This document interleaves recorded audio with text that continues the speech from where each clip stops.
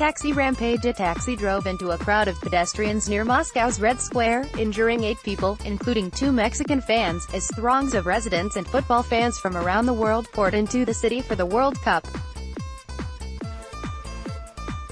The driver, who was filmed pulling sharply out of a line of stationary traffic, accelerating and mounting the packed narrow pavement, blamed driver fatigue.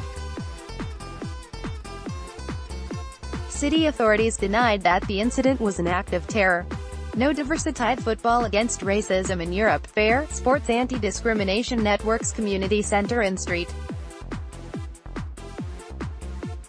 Petersburg has been shut down after the venue's owner revoked his agreement to host the space, which was expected to run for the duration of the World Cup. The organizations recognize it as the method through which the city authorities shut down activities which do not conform to their political outlook, the network said in a statement. Read more. Amid concerns of terrorism and hooligans, Russia puts in place Ring of Steel. No shows. Around 5,000 seats were left empty at the World Cup match between Egypt and Uruguay in the Siberian city of Yekaterinburg.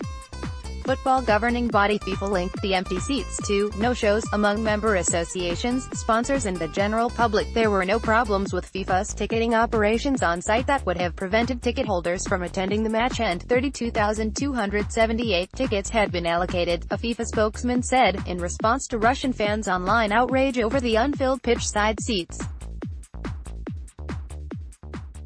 Possible pensions. An online petition against the controversial government proposal to increase Russia's retirement age, passed against the backdrop of the World Cup, has garnered more than 1 million signatures.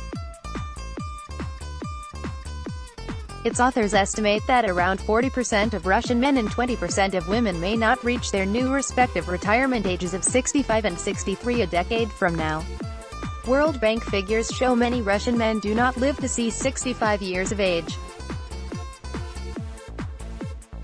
Siberian discontent. Around 400 residents of Novosibirsk took to the streets to demand the resignation of Prime Minister Dmitry Medvedev over the proposal to raise the retirement age and rising gas prices. "I don't want to die at work.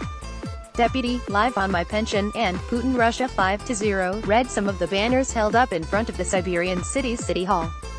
Dubious milestone. A Peruvian tourist became the first foreign World Cup visitor to be arrested during the tournament. Evie Patricia Cavazos-Ayama, alleged to have pickpocketed 17,000 rubles from a citizen of Thailand in central Moscow, was placed in pre-trial detention until August 13.